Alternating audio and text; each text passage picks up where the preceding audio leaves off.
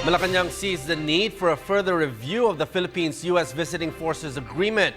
This comes in the wake of the death of a Filipino transgender allegedly at the hands of a U.S. Marine. Communications Secretary Sonny Coloma assured justice for Jennifer Laude. Coloma also says they are leaving the issue of a review of the VFA to Congress. More from Rocky Ignacio. Malacanang assured a fair and transparent process to bring justice to the family of transgender Jennifer Laude, who was killed in Subic by an alleged U.S. Marine. Ang mahalaga ay ang pagkakaroon ng hayag na pagsisiyasat at patas na paglilitis para makamit ang katarungan at yan ang itinataguyod ng ating pamahalaan. Ang ating pamahalaan ay hindi natitinag sa determinasyon nito na makamit ang katarungan para sa ating mamamayan. Secretary Coloma said his missed calls to review the provisions under the Visiting Forces Agreement between the Philippines and the U.S. due to latest incident involving an American serviceman. Ang pagkamatay ng ating mamamayan ay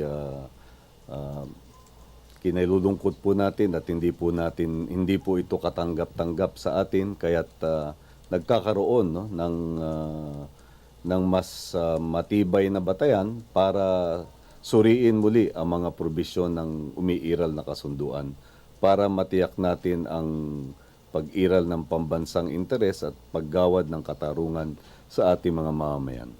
The Philippines and the U.S. governments have agreed to review the VFA in 2010 due to Nicole rape case that has involved Lance Corporal Daniel Smith.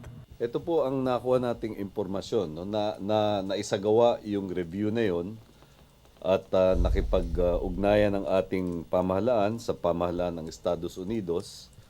Ngunit sa pagsasagawa nito ay hindi humantong sa anumang formal na kasunduan hinggil sa pagbabago ng anumang probisyon at ang realidad ay inabutan po ito nitong kasalukuyang kaganapan. Regarding that particular provision, particularly on custody, it's still ongoing. It was addressed and it's still being addressed because of the new development that has arisen.